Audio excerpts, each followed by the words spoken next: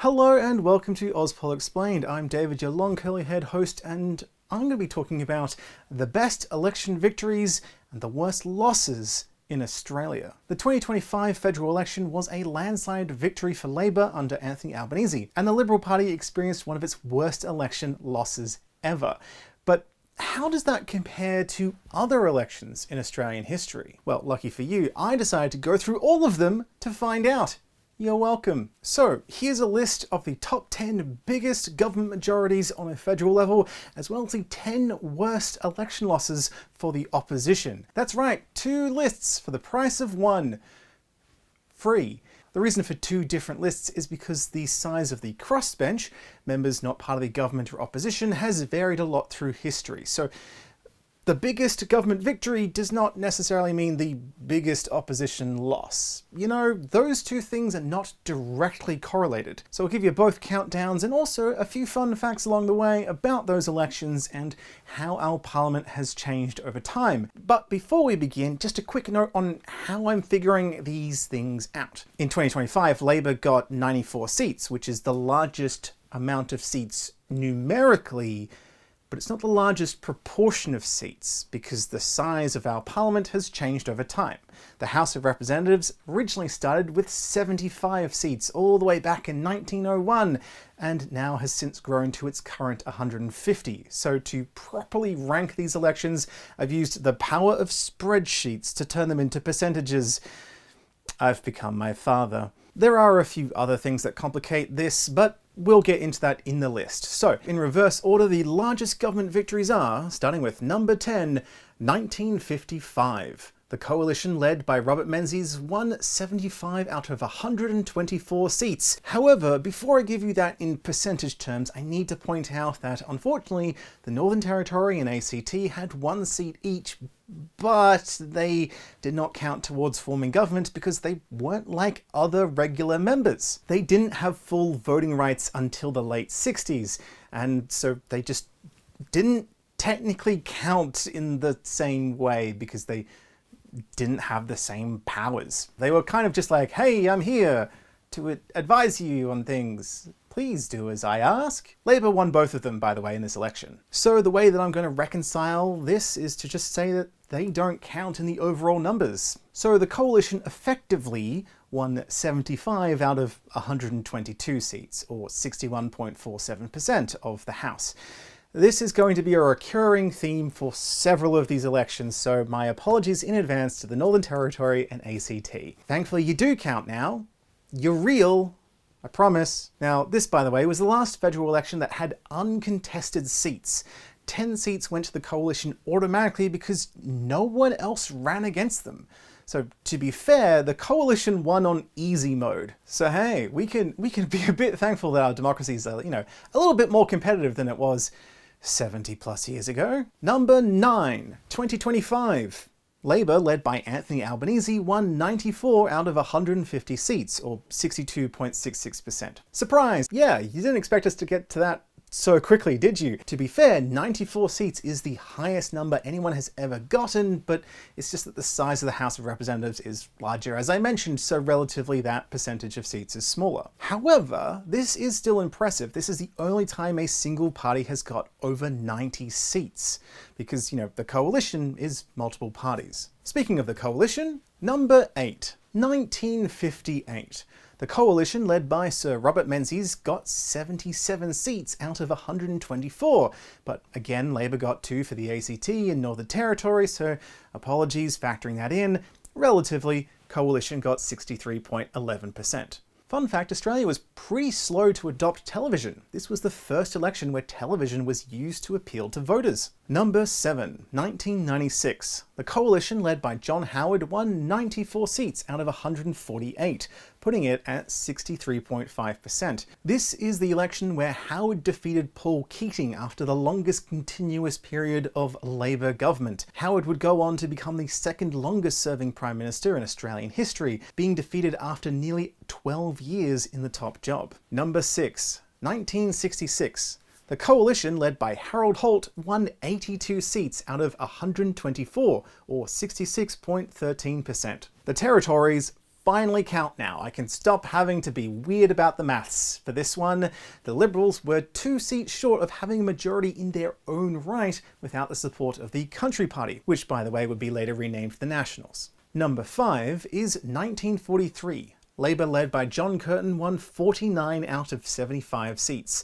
The Northern Territory was held by an independent and the ACT did not have a seat yet, so overall 66.21%. Spoilers, this is Labour's best election result in history. It'd be like if Labour won 98 seats in the modern day. It was an absolute wipeout for the Coalition, which won 0 seats in Western Australia, only 1 in South Australia, very few in the eastern states. The Coalition parties at the time were the United Australia Party and the Country Party. The Country Party would be eventually renamed to the Nationals, while Menzies took this devastating loss for the United Australia Party as a sign that it was just no longer viable and needed to be rebuilt from scratch. The party was dissolved in 1945 and Menzies created the modern Liberal Party. Yeah, Menzies was like, we've done so badly, we need to just tear it up and start again. 1943, by the way, was the first federal election women were elected. Enid Lyons for the House of Representatives and Dorothy Tanguy for the Senate. Though, as a proud West Australian, I do have to point out that WA elected the first woman to any Australian Parliament, Edith Cowan, in 1921, so we did beat you. Moving right on to number 4, 1925. The Coalition, led by Stanley Bruce, won 51 seats out of 76. Labour won the Northern Territory, so the Coalition basically won 68%. This was the first federal election with compulsory voting. So while the previous election had only 59.4% turnout, this one had 91.4% turnout. Voter turnout in Australia for almost every single election since then has been over 90%. Well, we're nearing the end of the list. Number 3, 1977. The Coalition was led by Malcolm Fraser and they won 86 out of 124 seats, or 69.35%. Nice. The Liberals did so well they had a majority in their own right without having to need the support of the National Country Party, but the Coalition was retained anyway. But who could do better than that? Well, at number 2 we have 1917. The Nationalist Party under Billy Hughes won 53 out of 75 seats, thus holding 70.66% of the House of Representatives. The Territories did not have any seats at this point, which makes the maths a bit easier. For context for this election, it was shortly after the 1916 split in the Labour Party over a divide about conscription during World War I. Billy Hughes was a Labour Prime Minister, but his support for conscription caused them not just to have a leadership challenge, but to kick him out of the party entirely. Pro-conscription Labour MPs followed Hughes out the door and they decided to join up with the opposition, the Commonwealth Liberal Party, and together they formed the National Labour Party, which sounds like they're just trying to do copyright infringement at that point. So Hughes was fighting against some of his own former colleagues and party members, but also had poached some of the support of Labour and combined it with the Conservative Party. So a real mixture in who he was appealing to in the electorate. However, 10 members were elected unopposed, 7 Nationalists and 3 Labour, so again, was not the most competitive election. So, with all that in mind, what's the most impressive election victory on a federal level in Australia? Insert drumroll here. Okay, so number 1 is 1975. This was the election just after the infamous dismissal of Gough Whitlam. The Coalition had blocked supply in the Senate, demanding an election. While Whitlam had gone to the Governor-General, John Kerr, to propose a half-Senate election to resolve the constitutional crisis, Kerr instead dismissed Whitlam, appointed Malcolm Fraser as the interim Prime Minister, and immediately held an election. The result was a landslide victory for the Coalition, with 91 seats out of 127, or 71.65%. This was the first of 3 times that the Liberals had gained enough seats to govern without the support of the National Country Party, but the Coalition agreement was retained anyway. The Coalition also gained control of the Senate, giving them the power to pass any bill without the approval of non-government members, which is incredibly rare to happen. Okay, but What about the biggest election losses though? Elections aren't just us choosing one of two options. Various minor parties have come and gone, and independents have had varying success throughout history. So a loss for the opposition doesn't necessarily translate into a victory for the government and vice versa. Those are not directly correlated. So, as promised, here is a different listicle. The biggest election losses in reverse order. Number 10, 1966. Labour, led by Arthur Calwell, won only 41 out of 124 seats, or 33%. This was Calwell's third attempt at being Prime Minister, but he resigned shortly afterwards to let a young, upcoming individual called Gough Whitlam take over soon afterwards. Number 8, 1943. The United Australia Party coalition led by Arthur Fadden won 23 out of 75 seats. Though my eternal apologies to the Northern Territory, it's effectively 31.08% of the seats that actually count. To remind you, right, this was the election that went so poorly for the United Australia Party that Menzies decided to just destroy it and remake it from scratch. And yes, you may have noticed I skipped number 9 just then, and that's because number 9 and number 7 really need to be appreciated side by side. So in 1925, Labour, led by Matthew Charlton, lost to the coalition led by Stanley Bruce. Labour won only 24 seats out of 76, though as one of those was the Northern Territory, it was basically 23 out of 75, so 30.66%. This was the 4th biggest victory by a government, if you recall, but the 7th worst loss for the opposition, because, not a direct correlation. However, Stanley Bruce's historic record-breaking stature was short-lived because just 2 elections later in 1929, Labour, led by James Scullin, absolutely wrecked him, defeated him in a devastating landslide. The coalition won only 24 out of 76 seats, which means once we exclude the Northern Territory, again my apologies, that's 32% of the seats, making it the 9th worst loss for the opposition. Bruce at that point entered the history books as the first Australian Prime Minister to lose his seat at an election. He is one of 2, the other being John Howard in 2007. So just a reminder, even if a government is incredibly popular one election, they can still have a devastating loss with only a few years' time. Elections are unpredictable, no margin of victory is too large to undo in a landslide, and no election is a guarantee. If you're a member of Parliament watching or listening to this, remember that. Remember that. You can't just coast off in a large margin being like, that's safe. No, it's not. No, it's not. Okay, let's move on. Number 6, 1977. Labour, led by Gough Whitlam, won only 38 out of 124 seats, getting 30.64%. Gough Whitlam had unsuccessfully challenged Malcolm Fraser for the 2nd time. He's the only person to have run 4 elections as the leader of the opposition as well. So Whitlam really gave it more tries than anyone else to be Prime Minister. But this was the end. He retired from Parliament the next year.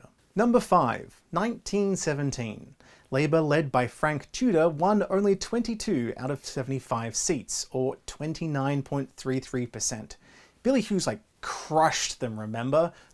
Gutted them, took some of their members, and then defeated some of the remaining members. This is number 5 on our list for worst losses by the opposition, but this ranked number 2 in terms of government victories, so you can see how these 2 lists aren't aligning very well. Let's go to number 4, 2025. The coalition was led by Peter Dutton, and they won only 43 out of 150 seats, or 28.66%. As of recording, the Liberal Party is considering a legal challenge in the Court of Disputed Returns for the seat of Bradfield, which was won by an independent by only 26 votes, so maybe that will change in the future. They might end up with 44, but ultimately I don't think that changes their position on this list. While Labour's victory in this election was number 9 in best victories by a government, this doesn't directly correlate in terms of election losses for the opposition because there were over a dozen members of the crossbench elected, one of the largest crossbenches in the House of Representatives history, many of which were one of formerly Liberal-held seats. And if you're wondering, statistically speaking, this is the worst the Liberal Party has ever done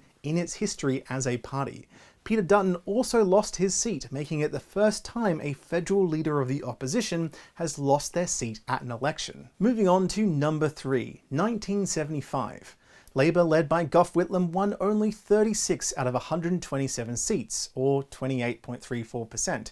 This was the infamous dismissal election, the largest federal government victory in Australia of all time. This was devastating for Labour. They lost 30 of their seats in a landslide, meaning they lost nearly half of their representation.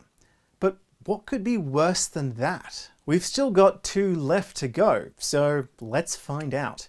Number 2 was 1934. This was another Labour loss. Labour, led by James Scullin, won only 18 out of 75 seats, or 24.32%. That's less than a quarter of the seats. They even lost the Northern Territory seat, not that it counted, but surprisingly, this was not a landslide victory for the government. You may have noticed this year was not mentioned on the top 10. Joseph Lyons was leading the United Australia Party, but he decided not to enter into a coalition agreement with the Country Party until 2 months after the election. So for a while was a minority government, despite the devastating Labour destruction. Okay, but what could be worse than that? It's time to figure out the worst the opposition has ever done at a federal level in Australia, and also why and how. So again, drumroll sound here. Number 1, 1931. Labour, led by James Scullin, won only 16 out of 76 seats. Though again, apologies to the Northern Territory. Effectively, that's 15 out of 75. But at least that gives them around 20%, or 1/5 of the seats. Stanley Bruce had been voted out in one of the worst election losses ever, just the election prior in 1929, having been defeated by Labour's James Scullin. 1931, by the way, is the first and only time a government at the federal level has been defeated after a single term. We normally give them at least 2 tries before we just kick them out. So what went so terribly wrong? Well, the answer is several things, and they weren't necessarily Labour's fault. For starters, the Wall Street crash hit just days after Labour won in 1929, meaning the government was suddenly hit with the Great Depression with no way to prepare or any chance of turning the tide of the worldwide economic upheaval that ensued. Parliament didn't even sit until the Great Depression was happening. On top of this, Labour was being torn apart, quite literally. Jack Lang, the New South Wales Labour Premier, was pretty critical of Scullin's austere economic policies in response to the Great Depression. So Lang formed a rival faction called Lang Labour, causing a split in the Labour Party. On top of this, the former Labour Premier of Tasmania, Joseph Lyons, who had served as a minister under James Scullin, resigned from the cabinet alongside James Fenton, another minister.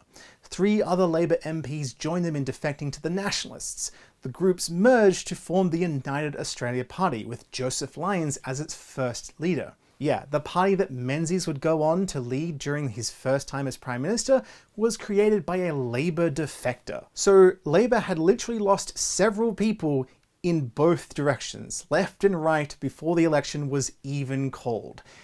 They were doomed. The ship wasn't just sinking, it was on fire, and the crew had been the ones lighting the matches before jumping into the lifeboats. On top of this, the Emergency Committee Party was formed, an anti-Labour group from South Australia. So Scullin was fighting against his former friends and colleagues, as well as new parties created just to take him down amidst the worst global economic crisis of the 20th century. Yeah, not a good day to have. You may have noticed this year was nowhere on the top 10 list of government victories, and that is because the United Australia Party and Country Party ran separately. They were competing against each other instead of running as a coalition. Though, to be fair, they did do a joint ticket for the Senate, but instead of governing together, negotiations broke down, and Lyons fell short of a majority in his own right. The Emergency Committee gave their support to the United Australia Party and allowed them to just form a slim majority. This meant that the Country Party was sitting on the crossbench with 16 seats. That, combined with Lang Labor and independents, meant that the crossbench was larger than the opposition party. That's just how badly Labour performed. The crossbench is not meant to be larger than the opposition. So, in a weird twist of parliamentary history, this was the worst result for any opposition party in Australian federal history, and yet the government did not have a majority, because Lions didn't want to negotiate for a coalition with the Country Party. What a twist.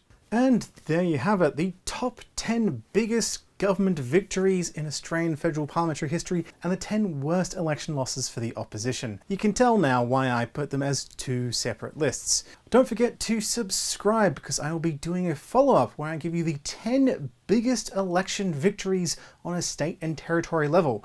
And trust me, some of those will surprise you. Don't forget to like and share, and also if you'd like, you can support me on Patreon for just a few dollars to show your appreciation for the hours and hours of work I put into researching, writing, and creating these episodes. You can support me by just giving me a couple of dollars a month as a little treat, so I can buy myself a little treat. Maybe, I don't know, a biscuit or something. How much do biscuits cost? Comment down below what you think I should spend my Patreon money on as a treat. Tim Tams or something else? Let me know. Anyway, that's all from me. Thank you so much for tuning in. I'll see you next time.